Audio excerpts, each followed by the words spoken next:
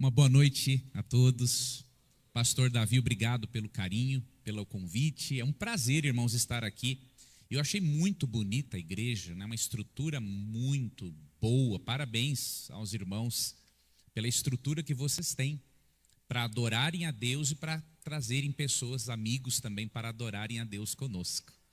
Vai ser uma satisfação poder repartir a palavra de Deus com vocês. E eu agradeço. Já vi vários rostos aqui, pastor, que eu tinha visto lá no outro local que fizemos a programação aí no final de semana. Então foi uma bênção ter conhecido muitos de vocês. Já podemos começar então, pastor? É meu tempo agora, então depois teremos batismos. Parabéns, viu? A vocês, que Deus abençoe muito essa caminhada que vocês vão ter daqui em diante. Maravilha. Vamos lá então, eu quero também saudar nossos amigos que acompanham pela internet a nossa programação. Depois vou pedir licença para a igreja, para eu fazer alguns cortes desse vídeo e dos outros para eu usar também nas minhas redes sociais. Porque agora há pouco eu fiz uma postagem no Instagram, e aí dei uma olhada num comentário e alguém me falou o seguinte: Leandro, quando que você vai falar sobre o atual profeta mirim Miguel Oliveira, não é? E aí eu tive uma ideia, não, realmente eu tenho que fazer algum comentário a respeito, mas eu não vou me deter, obviamente, falando do jovem. Eu queria usar só este exemplo, esse gancho, para comentar com você hoje um pouquinho do que a Bíblia ensina sobre o dom de línguas. Eu não vou falar negativamente, né, do jovem por alguns motivos. Primeiro, é muito melhor um jovem da idade dele estar numa igreja do que estar numa boate. É muito melhor ele estar fazendo algo pelo reino de Deus, mesmo que sem total conhecimento, do que fazendo algo pelo reino do inimigo. Então nós temos que olhar esse lado positivo.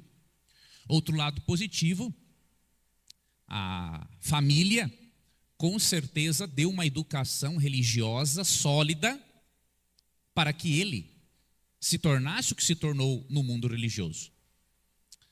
Agora, ao mesmo tempo, nós devemos destacar que a família precisa ser orientada e que o jovem precisa também ser orientado. A família precisa de orientação porque a exposição excessiva ao filho pode trazer mais malefícios do que benefícios. Nós pais, irmãos, temos a tendência de projetarmos nos filhos aquilo que gostaríamos de ter sido. E isso tem a ver com carência afetiva. Então, às vezes, isso não acontece sempre, tá? Mas, às vezes, por exemplo, você queria ter tido a oportunidade de ser um médico e não pôde, e você vai fazer de tudo para o seu filho ser médico. Mas você precisa perguntar-se: isto é o que ele quer? Este é o dom dele? Então, a família dele precisa ser orientada a respeito desse assunto. Será que não estão projetando uma própria carência afetiva no filho? Querendo que ele seja algo que eles gostariam de ter sido? Eu não sei. Essa é uma coisa para se analisar entre Deus, a família e um bom profissional cristão da área da psicologia. E outro ponto, ele também precisa ser orientado. Em que sentido? E aí o que eu quero orientar vocês agora. Ser orientado de que o dom de línguas do qual ele fez uso não é o dom de línguas bíblico. Quando a Bíblia, irmãos, fala do dom de línguas, a Bíblia mostra que o dom de línguas é uma capacitação sobrenatural do Espírito Santo para falar em outros idiomas. Eu não vou aqui me deter em todos os textos, né, que falam do assunto, mas eu já adianto a você que para você fazer um estudo deste tema, você tem que ler alguns textos.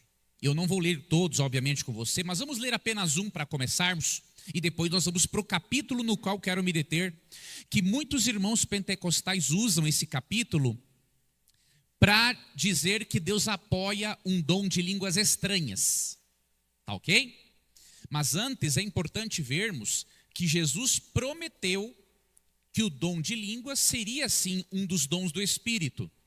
E isso você encontra em Marcos capítulo 16, verso 17. Não vou aqui me deter na questão do final do Evangelho de Marcos, né? Não vou entrar nessa discussão que pertence mais aos críticos, né, textuais e teólogos do Novo Testamento. Mas eu quero ler para você Marcos 16, 17, que diz o seguinte: estes sinais hão de acompanhar aqueles que creem. Em meu nome expelirão demônios, falarão novas línguas. Você percebe nesse texto que um dos dons do Espírito seria a capacidade de falar novas línguas. O detalhe, amigos, é que a palavra língua, do grego glossa, significa idioma. Então Jesus está dizendo aqui que pessoas receberiam sim de uma forma sobrenatural a capacidade de falar em outros idiomas. Glossa quer dizer idioma.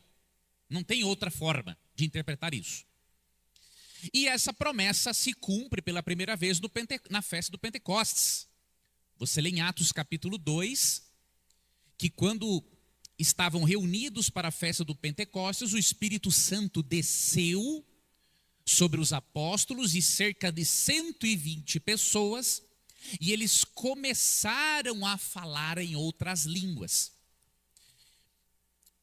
Então, Marcos 16, 17, Atos capítulo 2, Atos capítulo 10, Atos capítulo 19 e 1 Coríntios, capítulos 12 ao 14, são os trechos que você precisa estudar a fundo para entender esse assunto à luz das Escrituras. Tá bom? Mas, considerando que Cristo prometeu este dom, e que a palavra língua do grego glossa quer dizer idioma, precisamos agora nos determos no trecho que eu considero mais importante para nós sabermos o porquê que muitos irmãos pentecostais sinceros, assim como Miguel Oliveira, acabam falando um dom de línguas estático, em certos momentos, não conhecido. Existe toda uma teologia, amigos, e uma argumentação, mas eu queria mostrar para você 1 Coríntios capítulo 14, versos 2, 4 e 13. Versos 2, 4 e 14. Você precisa explicar esses versos para nossos irmãos pentecostais sinceros. E por quê? Porque tem muitos irmãos pentecostais que acham que por não falarem em línguas, eles não têm o Espírito Santo. E você precisa mostrar que isso não é verdade. Biblicamente, não importa o dom espiritual que você tenha. Se você tem um dom espiritual, e se você manifesta o fruto do Espírito, que é composto por 9 qualidades de caráter, em Gálatas 5, 22 e 23, você tem o batismo no Espírito, você é batizado no Espírito, independente do dom espiritual que você tenha. Mas olha esse texto que os nossos irmãos pentecostais usam, verso 2. Pois quem fala em outra língua não fala a homens, senão a Deus, visto que ninguém o entende, e em espírito fala mistérios. Esse é um dos principais textos que o irmão pentecostal irá lhe apresentar. E como explicar esse texto? Existem algumas interpretações, irmãos, diferentes para esse texto, inclusive no nosso meio, mas eu vou apresentar para vocês a que para mim é a mais lógica e coerente. E eu gostei muito da explicação do pastor Vanderlei Dornelles sobre esse texto no livro Cristãos em Busca de Êxtase. Por falar em livro, eu preciso concluir um livro, irmãos, sobre o dom de línguas, que eu tinha começado a escrever ele ano passado, aí parei por causa de alguns projetos, mas eu vou concluir ele este ano ainda. E aí eu aviso vocês, tá bom? Mas olha, irmãos, como explicar esse verso 2? Em primeiro lugar, os nossos irmãos pentecostais alegam, e nisso eles estão corretos, ao meu ver, e pelo que eu também li no livro do pastor Vanderlei Dornelles, que a natureza do dom de línguas em 1 Coríntios 14 é diferente da de Atos 2. E eu tenho que concordar. Porque aqui está dizendo claramente que quem fala em outra língua não fala aos homens senão a Deus, visto que ninguém o entende. Existe sim uma argumentação que o artigo O poderia não estar no grego e que, portanto, ninguém entendia o idioma, mas poderia entender a pessoa. Eu não vou entrar neste ponto, mas para mim, por causa desse verso e do verso 4, por exemplo, eu percebo mesmo que a natureza do dom aqui é diferente. Verso 4, que fala em outra língua, a si mesmo se edifica. Mas o que profetiza, edifica a igreja. Então não parece ser o mesmo dom de Atos capítulo 2. Porque se você ler Atos capítulo 2, você vê que eram idiomas compreensíveis para todas as nacionalidades que estavam ali em Jerusalém na festa do Pentecostes. Agora a questão é, se o dom de línguas em 1 Coríntios 14 é de uma natureza diferente da de Atos capítulo 2, como explicar esse texto para o irmão pentecostal? Você tem que fazer uma pergunta para o texto e buscar a resposta no próprio texto. Aqui eu vou te dar uma dica de interpretação bíblica. Pergunte ao capítulo 14 o seguinte: Paulo aprova essa manifestação de línguas ou ele a corrige? Aqui está o pulo do gato. Se você ler o capítulo 14 em busca da resposta a essa pergunta, você vai resolver o problema. Quer ver? Vamos ler aqui a partir do verso 6. Vou dar alguns versos do capítulo 14 para respondermos a pergunta. Paulo aprova este dom de línguas de 1 Coríntios 14 ou ele está corrigindo-o? Essa mensagem é importante você entender e é importante que você depois compartilhe esse vídeo com outros irmãos pentecostais. Verso 6. Agora, porém, irmãos, hoje ele faz uma descrição do que estava acontecendo em Corinto. Agora o verso 6. Agora, porém, irmãos, se eu for ter convosco falando em outras línguas, em que vos aproveitarei, se vos não falar por meio de revelação, ou de ciência, ou de profecia, ou de doutrina?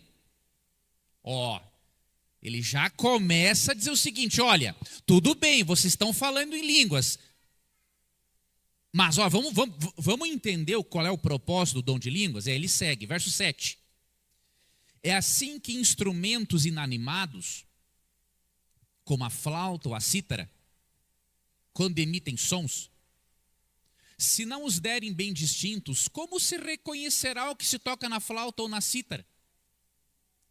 Pois também se a trombeta der som incerto, olha essa palavra incerto aqui, quem se preparará para a batalha? Assim vós, se com a língua não disserdes palavra compreensível, como se entenderá o que dizeis? Porque estareis como se falasseis ao ar. Paulo, irmãos, está corrigindo a forma como o dom estava sendo usado em Corinto. E ele usa uma ilustração dos instrumentos. Como que você vai distinguir o que é uma flauta, o que é uma cítara, se eles não tocarem sons distintos de forma organizada? Outro argumento de Paulo: Se uma trombeta não der o som correto, der um som incerto, do verso 8, né? Quem que vai se preparar para a batalha? Aí ele diz, da mesma maneira vocês. Se vocês não falarem palavra compreensível, como se entenderá o que dizeis? Paulo está mencionando, sim, amigos, que tinha uma manifestação de línguas estranhas em Corinto, mas ele não está provando. Quer ver mais alguns versos? Tem outros, você pode ler depois do capítulo, mas vamos aqui para o versículo 19, e aí eu vou voltar e explicar o 14. Contudo, prefiro falar na igreja 5 palavras com o meu entendimento para instruir outros a falar 10.000 palavras em outra língua. Isso aqui é muito relevante, muito relevante. Paulo está argumentando aqui que é melhor falar 5 palavras compreensíveis do que 10.000 palavras não compreensíveis. Então ele está apoiando o dom de línguas estranhas? Não. Está corrigindo. Mas aí você pode se perguntar, Leandro, mas como então você explica o versículo 14? Primeiro, o verso 2 diz que ninguém entende. O verso 4 diz que o que fala em língua edifica só a si mesmo. E o verso 14, porque se eu orar em outra língua, o meu espírito ora de fato, mas a minha mente fica infrutífera. Leandro não está dizendo claramente que é possível o dom não ser compreendido? E que é possível orar em línguas, na minha casa, por exemplo, mesmo que eu não entenda, mas eu estarei sob a influência do Espírito Santo por meio dessas línguas? Vamos ler o verso 15. Que farei, pois? Orarei com o Espírito, mas também orarei com a... Opa! Ele está chamando para a racionalidade, amigos. Cantarei com o Espírito, mas também cantarei com a mente. Amigos, olha o que acontece aqui. Paulo, ele está sendo muito delicado para não gerar um problema. Por que ele não diz de cara, esse dom não é o dom de línguas bíblico, isso que acontece entre vocês? Por que ele não diz de cara isso? Porque ele corria um outro risco, das pessoas entenderem que o dom de línguas nunca mais deveria ser usado. Então, de uma forma elegante, ele menciona, olha, realmente, a forma como vocês estão falando aí, ninguém entende. Você que está falando em línguas, está edificando só você mesmo, mas olha, o que profetiza edifica a igreja. Ele pisa um pouco em ovos aqui. E aí no verso 14 ele fala, né, olha, se eu orar em outra língua, o meu espírito ora de fato. Ou seja, está acontecendo isso entre vocês. Mas a minha mente fica infrutífera. Olha, vocês estão orando de um jeito aí, mas não está produzindo frutos para a mente, porque vocês não estão entendendo. Então o que vocês têm que fazer? Orem com o espírito, mas também orem com a mente, orem com a razão. Não se levem só pela emoção, é isso que Paulo está dizendo. E os cultos, a grande parte de cultos pentecostais, meus irmãos, é muito emocional. Agora nós também temos um outro extremo. Muitos de cultos nossos são muito racionais. E se o irmão disser um amém mais alto, já olhamos de atravessado para o irmão. Isso também é um erro. O ser humano não é só emoção, mas o ser humano também não é só razão. O ser humano é razão e é emoção. Então você não tem que ter medo de dizer um amém. Você não tem que ter um receio de dizer um aleluia. Você não tem que ter receio de dizer maranata ou louvado seja Deus. Você não tem que ter receio disso. Porque um culto morno, irmãos, também não agrada a Deus. Agora, ao mesmo tempo, as suas emoções têm que estar submetidas à razão. É o que Paulo argumenta aqui no verso 14, olha, 15. Orarei com o espírito, mas também orarei com a mente. Cantarei com o espírito, ou seja, vou me emocionar, vou sentir emoção, mas também cantarei com a mente. Irmãos, muitos são acostumados a tanta excitação, adrenalina na hora do culto, que quando assiste um culto mais tradicional, eles dormem, eles não tem graça para eles. Isso é um perigo. Você não pode acostumar sua mente com certas doses de adrenalina ou de euforia, porque você assim vai ter dificuldades até para passar muito tempo lendo a Bíblia ou lendo algum livro. Você tem que acostumar sua mente a momentos de calmaria também. Porque é assim que você consegue entender melhor quando está lendo a palavra de Deus e recebe melhor as impressões do Espírito Santo. Então vocês percebem? Paulo faz menção sim a um dom de línguas que estava distorcido na igreja de Corinto. Só que ele não o nega totalmente para não cair no seguinte risco: olha, então ninguém mais fala em línguas aqui na igreja. Só que aí Paulo, inspirado pelo Espírito, corrige a forma como o dom estava sendo usado. E aí, amigos, no verso 22, tem algo muito importante para você levar a um irmão pentecostal. Certa vez, irmãos, eu estava em Nova Friburgo, no Rio de Janeiro, quando eu morei lá, de 2000 a 2005, acho que foi, não lembro se foi por 2002, 2013, eu estive na casa de uma senhora pentecostal, visitando-a. Uma senhora um pouco mais de 80 anos. E aí quando cheguei na casa dela, começamos a conversa, ela falou assim para mim: Leandro, eu sou evangélica, pentecostal há muito, ela falou, não lembro agora o período, há tantos anos, mas infelizmente, até hoje, não sou batizada com o Espírito Santo. Vocês imaginam, ela tinha mais de 80 anos, e ela se sentia culpada e com medo, porque ainda não tinha sido batizada com o Espírito Santo na visão dela. E eu me recordo, amigos, que um dos versos que eu li para ela, e o mais importante foi esse versículo 22 de 1 Coríntios 14. E eu vou explicar para você esse verso. E você vai entender por que ela ficou extremamente aliviada depois que eu li esse verso e expliquei para ela. O verso diz assim, de sorte que as línguas constituem um sinal não para os crentes, mas para os incrédulos.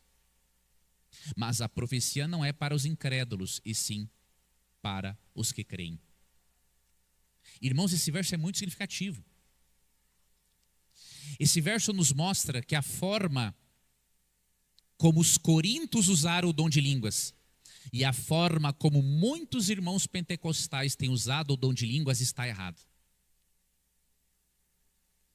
Aqui no verso 22 diz que as línguas são um sinal não para os crentes, mas para os incrédulos. Por quê? Porque o incrédulo, ao ver que Deus te deu uma capacidade sobrenatural de falar no idioma dele, mesmo sem você ter estudado, o incrédulo vai ver que Deus está atuando ali e ele vai se converter a Jesus Cristo. Então o dom de línguas é um sinal para os descrentes, não é para os crentes. O dom de línguas não foi dado para um crente falar para outro crente que fala o mesmo idioma que você fala. Não foi. O dom de línguas não é para demonstrar que você é mais santo do que os outros, que você é inspirado, não é. O dom de línguas não é para provar que você foi batizado no Espírito Santo. O dom de línguas é um sinal para os incrédulos, para que eles percebam que ao você falar num outro idioma sem ter estudado, e para que ele ao entender essa mensagem, ele se converta a Jesus Cristo. Então esse texto aqui é muito importante. E aí quando essa senhora soube disso, ela ficou aliviada, ficou muito feliz, porque eu mostrei para ela que por ela ter outros dons espirituais, e que por ela ter por ela estar desenvolvendo o fruto do Espírito de Gálatas 5, 22 e 23, que é amor, alegria, paz, bondade, longanimidade, por aí vai. Eu falei assim, irmã, a senhora já foi batizada com o Espírito Santo há muito tempo. Desde que a senhora aceitou a Jesus Cristo como seu Salvador, desde que você foi mergulhada nas águas, assim como Jesus foi batizado nas águas e no Espírito ao mesmo tempo, você também foi, desde o seu batismo. E aí eu expliquei para ela que as exceções não são a regra. Em Atos 10, 44, 48, por exemplo, Atos 19, 1 a 6, quando eles recebem primeiro o dom de línguas para depois ser batizados, isso é uma exceção. Ali tinha um propósito evangelístico nesses capítulos, e eu não vou entrar neles agora. Mas a regra é, você aceitou a Jesus, foi batizado nas águas, você já está sendo batizado com o Espírito. E eu falei para ela também o seguinte, o batismo com o Espírito não é uma experiência única, ela é diária na sua vida. Então, minha irmã, tira da sua mente essa ideia de que você, por não falar em línguas, você não tem o batismo com o Espírito Santo. E o texto que eu usei para provar para elas isso, irmãos, e aí eu finalizo, foi 1 Coríntios 12, 28 a 30. Olha como é claro esse texto, em dizer o seguinte, olha, não importa o dom espiritual que você tem, se você tem um dom, se você recebeu um dom, após aceitar a Cristo como seu Salvador, você é batizado com o Espírito Santo, mesmo que não seja o dom de línguas. Quer ver? 1 Coríntios 12, 28 a 30, vamos ler até o 31.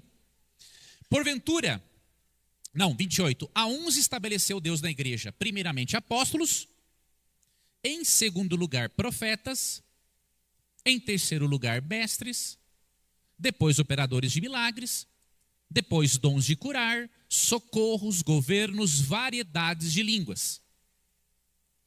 Porventura são todos apóstolos? Sim ou não, irmãos? Não.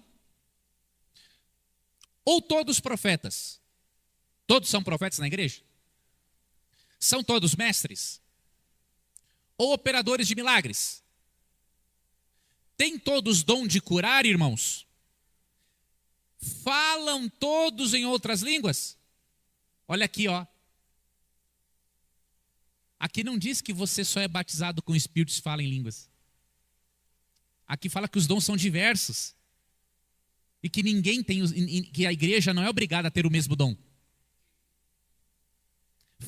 Interpretam-nas todos? Entretanto, ou seja, apesar de nem todos terem os mesmos dons, procurai com zelo os melhores dons.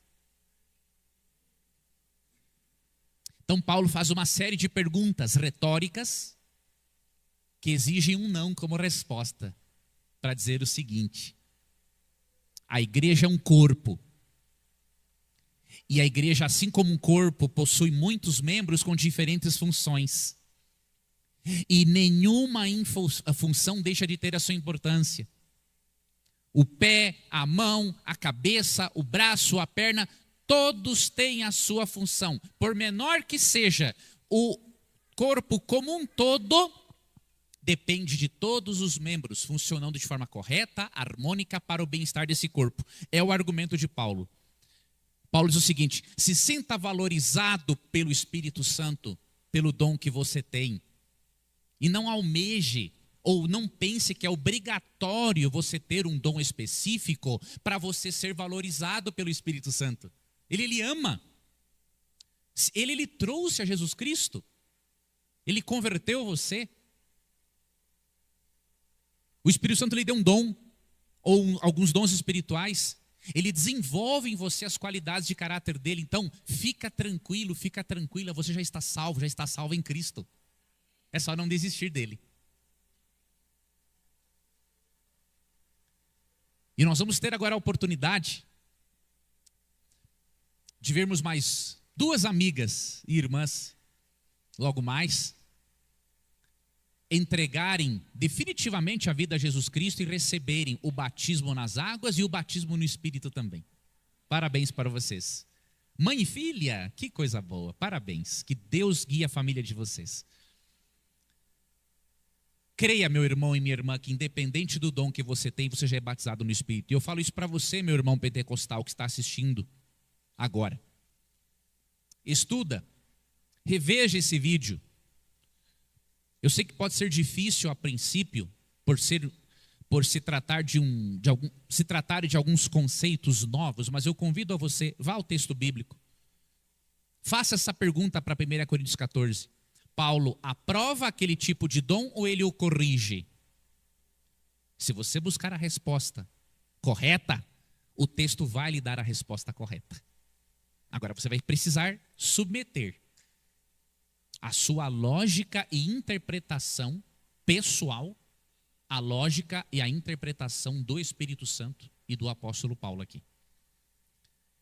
E eu desejo, meus irmãos, que o Espírito Santo batize a vocês e a mim todos os dias, para que sejamos pessoas cada vez melhores.